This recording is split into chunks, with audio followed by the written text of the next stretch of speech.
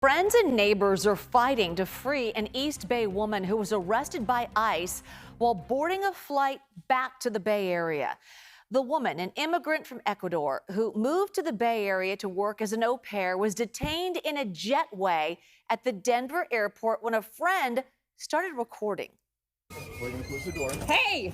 And you're going to continue on. No, I don't have to do that. Chantal, stop. Where are you? Help! Help! Help us! Hey, you guys, come help us! ICE is here! The woman remains in federal custody, and immigration officials say those agents were well within their rights to arrest her. Now, Katie Nielsen is at the Oakland airport, the woman's destination. And Katie, I know that you had a chance to talk with the person who shot the now viral video. Yeah, I had a chance to talk with Alicia earlier today. She lives in the East Bay and said she and Chantal and an entire group of friends were coming back from Denver, where they had been attending an ultimate frisbee tournament.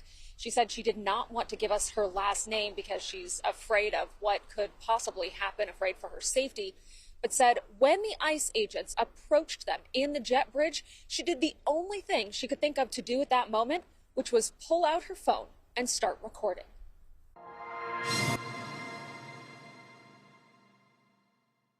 I am not impeding anything. I'm standing away from you. I'm asking you for her lawyer.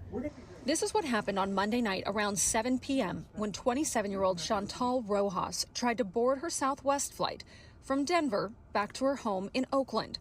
She was detained by ICE agents as she was on the jet bridge trying to get on the plane. I'm going to advise you. You're interfering with a federal I'm law not. warrant. I'm standing right here. I will charge you with 18 I'm USC not in your way. 111. I'm not in your way. I'm standing out of your way. You can continue on. No, I'm just going to stand here. I'm not in your way at all. Chantal was eventually walked down the stairs and put into a van waiting for her on the tarmac. I'm not sure what was going through my mind other than I wanted people to know. I didn't want it to happen in silence. I didn't want them to be able to sneak her out without the world witnessing what was happening. Alicia says she's known Chantal for about 3 years. For the first 2, Chantal was an au pair for Alicia's longtime family friends. Alicia says her friends went through a nanny service to bring Chantal from Ecuador to the U.S. on a J-1 au pair visa. But after the friends moved out of state, Chantal decided to stay in the U.S. and got a work permit to work for a nonprofit in Oakland and has filed paperwork to stay in the U.S. permanently. But her case is still pending.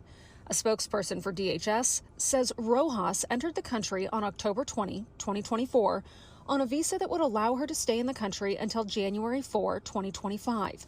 In violation of our nation's laws, she overstayed her visa. Sending a message that if you're a non-citizen and your status is questionable, you may be targeted at an airport.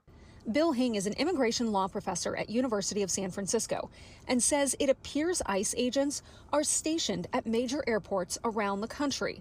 And Southwest Airlines confirms TSA and the Department of Homeland Security have access to all passenger information as part of their responsibility to clear passengers.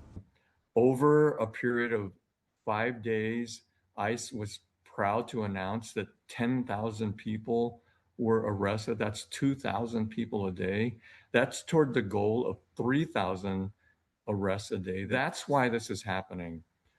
ICE is going after anyone who they suspect is out of status. They're not limiting their targets to people who have been convicted of crimes. Alicia says she's just glad she was able to record what she calls the kidnapping of her friend, because Alicia says she wants people to see just how cruel this process really is.